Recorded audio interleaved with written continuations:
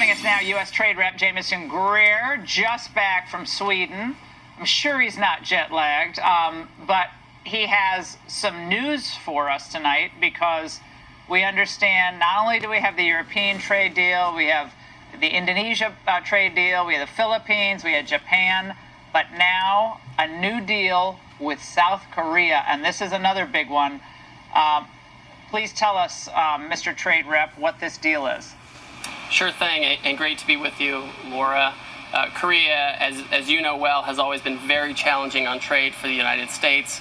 We've had an agreement with them in past years, but our trade deficit with Korea has continued to be extensive. However, President Trump has raised the natural leverage of the U.S. market to really obtain some significant concessions from the Koreans.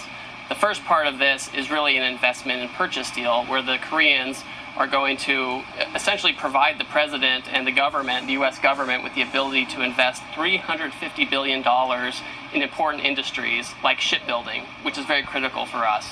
They're also going to increase their energy purchases to $100 billion over the next few years. And then there's the trade piece of this too, where non-tariff barriers we've had on agriculture and industrial goods for years will be eliminated as we work with our Korean partners. I mean, this is exactly the sweet spot that President Trump is hitting with trade partner after trade partner, and he's done it tonight with South Korea. Well, that's a big deal. I know he struck a deal with South Korea in his first term, but this takes it to another level. On this issue of buying U.S. energy, we're talking huge sums of money. You may have seen the New York Times kind of hit piece on this because they're not buying this rosy portrait of the EU's pledge to buy U.S. oil and LNG. And they write that their commitment to purchase $250 billion in energy resources from the U.S. every year through the end of the Trump term, that's a huge jump from the $70 billion it now buys. Analysts say it would almost be impossible to meet that sales target. It also goes on to say a significant change in fossil fuel use in Europe, of course, one of the world's biggest economies, could affect how quickly the Earth's atmosphere continues to heat up, and basically that the fate of billions of people around the world is in jeopardy.